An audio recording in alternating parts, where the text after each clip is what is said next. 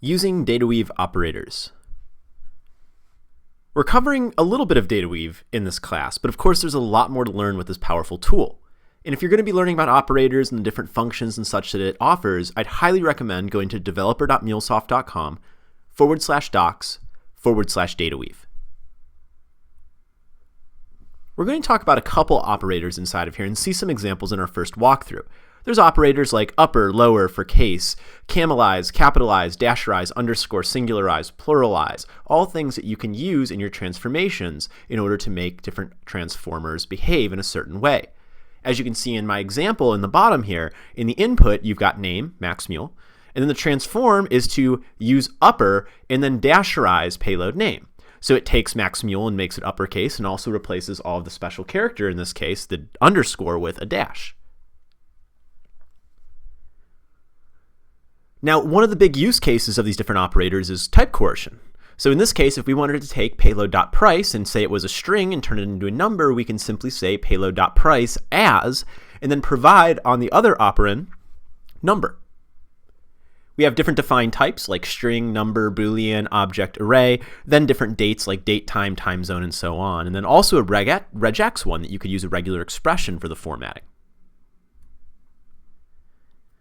You can also specify all of these in line. So the customer payload.user as object would transform it into an object, in this case with a specific class, so transforming into a specific pojo at my.company in the class name user.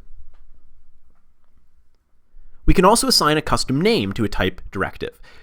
Name has to be all lowercase letters with no special characters, uppercase letters, or numbers. So basically in the directive area we can specify, or in general in Weave, we can specify that the type user equals object class myUser. So when going in and actually transforming as a user, we simply have to do this particular transformation like payload.user as a user object, which is then referencing the class above my.company.user. Now, what about format patterns? Another huge use case with transformations. We can use a metadata format key to format numbers and dates. Again, in line, but in this case, you can see on the top line for tax, we're doing it as a number, and then after number, providing a format where we format that particular number with the ##.hash. Additionally, appending a percentage sign on. Then some date, you can see the very simple date formatter afterwards, where we're specifying the year, the month, the day, hour, and then minutes. We use the standard pattern letters that are used in the Java date time formatter. So you can go to that API and see those different patterns. With a custom type, it's also possible. We could set something like currency number as a specific format, and then when we do our coercion to as currency, that transformation would be applied. Now, operators, pretty simple. You've got the basic math operators that you're going to be using inside of DataWeave. Max will return the highest number of an array or object. Min will return the lowest number of an array or object. And then size of is actually something you can use to return the number of elements that are available inside of an array. And then you've got conditional operators as well, although a little bit different than what you might be used to inside of a standard language. So some of the different things that you are going to have when you're working at these. You can do equalities and inequalities and things that you're used to doing.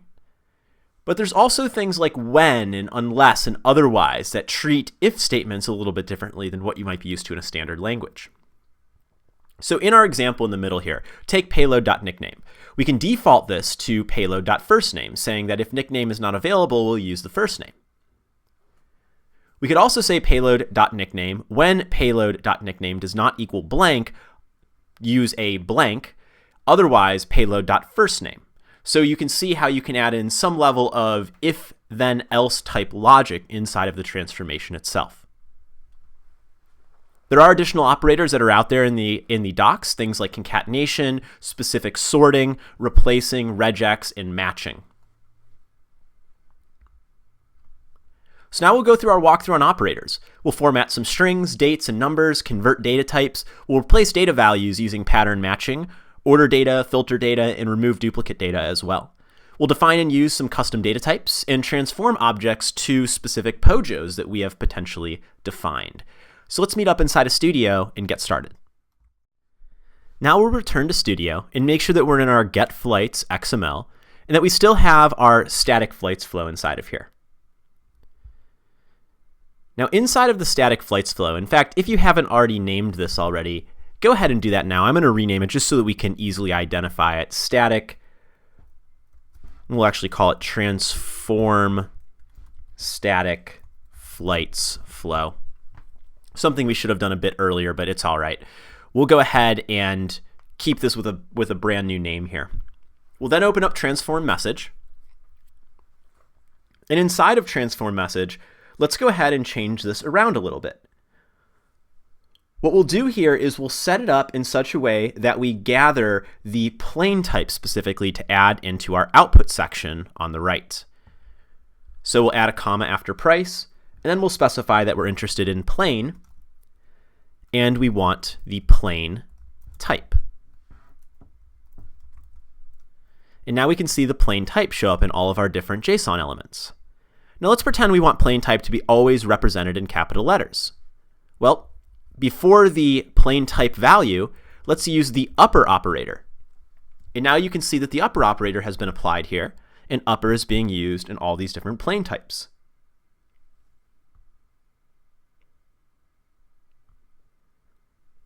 Now let's go ahead and change this expression. One of the things that we're noticing is that the price currently is evaluated as a string in the output. So let's see if we can transform this to a number. After price, we'll go ahead and put in as. And for as, we'll go ahead and say that we want to do this as a number. And now you can see that the impact that this will have on all of our different results. We've got $400, $199, $283, and so on, all represented as a number rather than as a string. Let's also add the departure date in and take a look at that. So we'll do a comma at plain. We'll say that we want a field called departure date. And then we'll do departure date inside of here. And now we've added a field for departure date inside of our expression that's now showing up in this specific date format coming from the input. Now let's go ahead and change the transformation type to Java for a moment. So we'll take out application JSON and put in application Java as our output type. Pretty similar results from what we're used to, but basically we're getting the same fields in a Java linked hash map rather than a JSON array. Now, if we take a look at the departure state property inside of here, what we can see is this particular departure date that we've got inside of here is actually just a string. So if I expand the column here, you can see the type is actually a string. It's not necessarily being evaluated as a date, which we may or may not care about depending on our use case. Well, in this case, let's say we want it to be a date. So in the departure date section, we'll go ahead and put in as, and then date. Now, if you look inside of the preview area, you're likely to get an error message at this point, letting us know that there's some type of issue with coercing the string to a date. Now, if we could take a look inside of our input section for a moment, and we look at the payload information of the date, we can see here in this specific format, it might be having a hard time understanding how exactly it should become a date object based on the format. So let's see, based on what we talked about in the slides, if we can actually use the format to specify what this is. So we've got year, month, and date.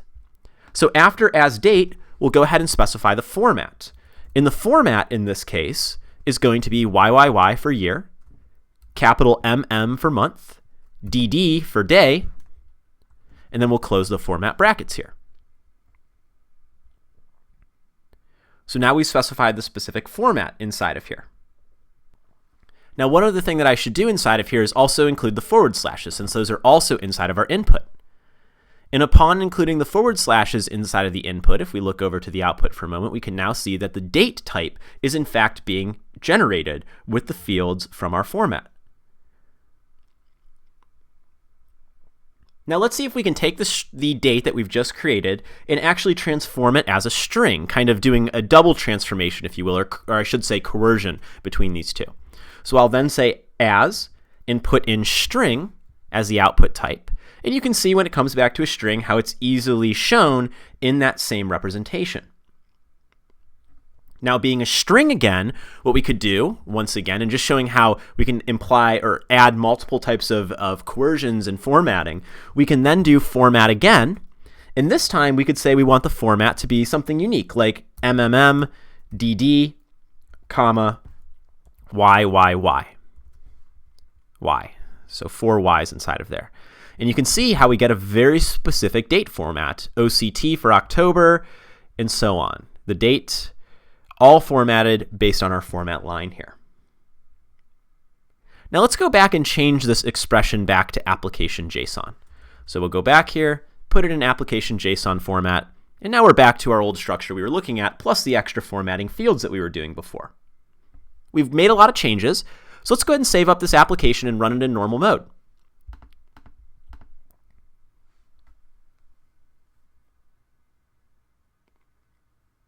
Once the application is running, we'll go back to our browser, and we'll hit our static endpoint again, and we should now see all of the data that we were just transforming inside of DataWeave. Now, what about formatting a number? Kind of like what we were doing with our price when we converted it to a number. Well, let's go back to Studio and see if we can set it up. I'll select Transform Message again, and inside of here where I'm doing price as number, I'll go ahead and first rearrange my window so it's a bit easier for everyone to see. There we go. And after number, we'll do the same thing. We'll say format. And in the format box here, we'll do the hashes. So 3 hashes in the beginning, dot, dot, or dot singular, and then 2 hashes again to specify the formatting that you've got in this case. Now, let's go ahead and save and run the application to make sure that this particular format is respected. So I'll save up the application again. If it's already running, it should simply restart, and we can go back inside of our browser. We can then send another request through, and you might see some of the different formatting that's been applied inside of here, although honestly, there isn't going to be much of an impact yet because we were getting something very similar to this with the number formatting originally. So let's go back here and make a change that will be a little bit more impactful to our actual design. Now let's say with the number we wanted to do something similar to what we were doing below. Let's say we wanted to convert the number back to a string again. And then we wanted to include formatting. So we wanted to go from number to string, and after setting the format, we specifically want to use a format of hash, hash, hash, which as you can see here, things like 199.99 have upgraded or rounded up to 200, similar to our other prices inside of here as well. Now we can also go into the format box here and include the decimal place again, so do .00. And we can see the decimal additions going back in and kind of the rounding being undone back to 199.99 in this specific format scenario. Now let's change it up and talk a little bit about defining a custom type inside of here that we can then use. So let's say for a moment, in our directives, we want to specify a currency. So we'll do %sign type, and we'll call this currency. And we'll set currency equal to the number with a format of 3 hashes. Now inside of the DataWeave expression, let's see if we can bring this up. So as it says price as number as string, I'll go ahead and replace all of these pieces right here, and let's put in as currency. Now you can see the impact that currency has had inside of here as well. And in a similar scenario to what we were generating before, we could have the number inside of here with the specific format, or it could be any type we want. So as you'll see when you get deeper inside of DataWeave, you can actually have custom types and the like set up inside of here. Now let me show you one other example using a replace function. Inside of this example, we'll do a comma at the end of departure date, and we'll add in another field.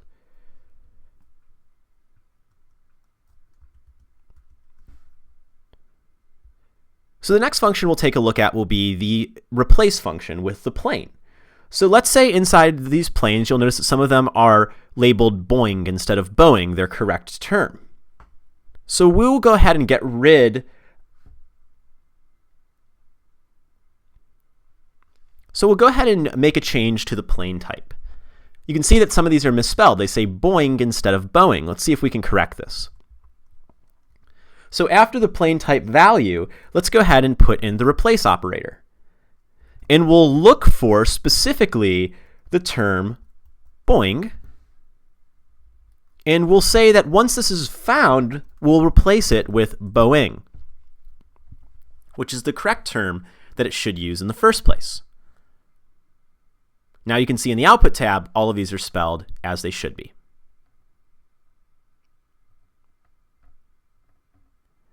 Now let's go ahead and change this expression to do a little bit of sorting. So let's say hypothetically you want all these results to come back, but it's important to you that they are all in the order respective to price. So we've got 400, 199. You can see they're not ordered by price in this case.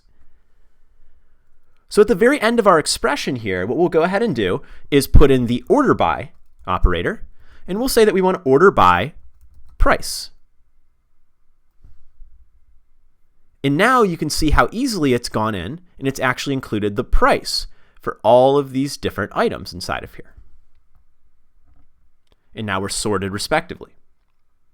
Now if we look at some of the different items inside of here, for example PDX, you'll notice they're not ordered by date. They are ordered by price, but they have the same price in some of these cases, and it would be nice if they also got respected after ordering by price to be ordered by some type of date. So let's go inside of here, and let's say that we do want to order by price, but we also, and to duplicate this at the end, we basically want to duplicate this, all right? And instead of saying price for the first option, we'll do order by departure date. And now if you go down to the PDX flights, you'll see while they are the same price, they're now not only ordered by price, but also ordered by departure date. So October 20th, 21st, and so on.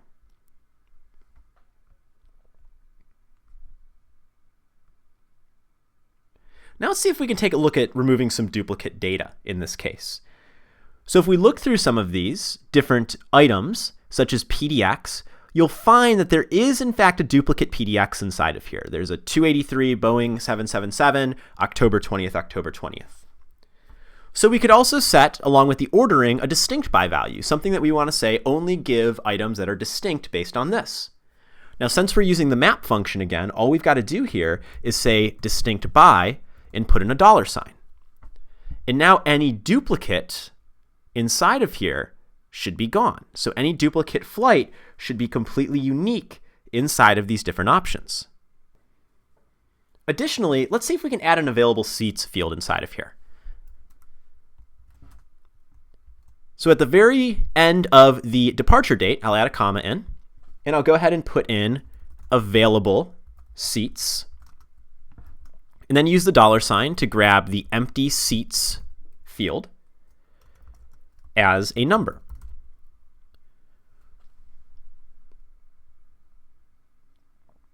And now as we move through, we can see all of the different available seats that are represented inside of here as a number themselves. Now that we've done a lot of different transformations with this specific data model inside of here, let's see if we could switch this up to transform into an actual POJO, a Java object. So what we'll do to facilitate this is we'll go inside of our Package Explorer, and under source main Java, com.mulesoft.training, we'll open up the flight Java object. Now you'll likely remember this from before. This is the flight Java object that we were able to set up some transformations inside of. Now what if we want to do a transformation in DataWeave to a POJO such as this, that has some predefined fields, maybe something that represents our canonical model? Well, we'll go back to get flights and we'll return to the transform message inside of here. And let's start off by determining what the actual flight is going to be. So right underneath our directive for type currency, let's do type flight. And let's set that equal to an object, specifically where the class is com.mulesoft.training.flight. We'll make sure we wrap this in double quotes as well. And then inside of here, we also want to make sure that we use the class specifier. So we're saying object, and then the class in value is com.mulesoft.training.flight.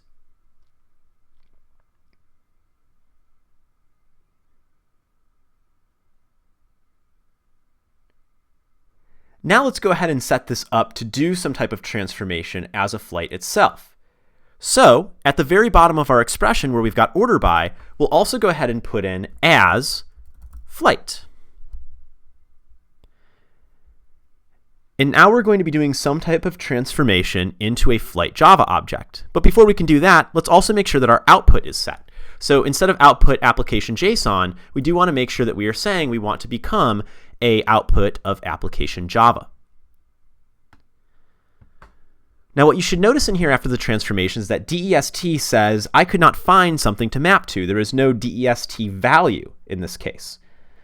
Now in the POJO, it's not called DEST, it's called destination. So we'll go ahead and put in destination inside of here to resolve that as such. We'll then get something very similar for plane, which in the POJO it is plane type, so we'll put that as specifier in. Now, looking at departure date, depending on how good you are at spelling relative to myself, you can see that I've made a spelling mistake here. So it's clearly causing an issue with mapping to the POJO. So if I spell departure correctly, and make sure it's still departure date, that'll map to the POJO. And now looking at the structure on the right, it does appear that we are in fact generating an array of our flight POJOs inside of here, just by using our type definition up here at the top, and specifically having as flight to be the output of what we're expecting. Now what we can do here to test this all out is we can add a breakpoint to the logger, save the application and be sure to run it in debug mode. And now we'll inspect some of the data that we get out of here.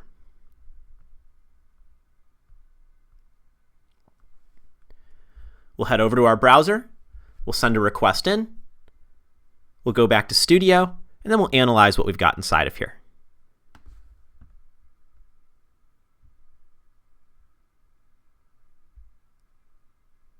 So we can see inside of this initial request that we've got a specific key of flights, and inside of flights, there are a bunch of different flight objects inside of here that we're able to use inside of our transformation. All of these flights containing, of course, our flight data.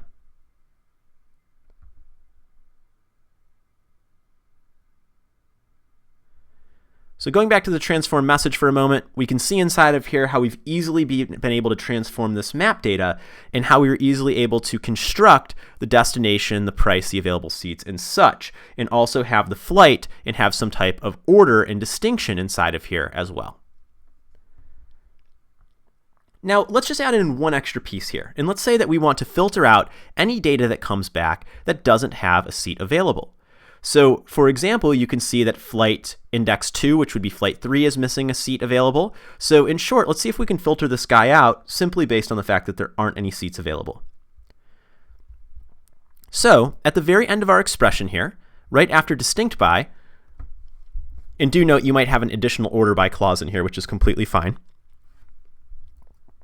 I'll go ahead and put in filter, and as an argument, if you will, to this specific filter, we'll go ahead and put in available seats and say that if available seats does not equal 0, we want to keep it. And if it does, we want to filter it out. So this filter has been added inside of the expression. Now if we go over to our results over here, we can see as we scroll through that flight 2, or flight index 2 if you will, that had no available seats is now gone. It's been replaced with a different flight, in this case with available seats 23. And we've clearly lost a flight in there because we have filtered one out inside of our expression. So overall, this gives a good idea of how one can apply different operators inside of their DataWeave expression.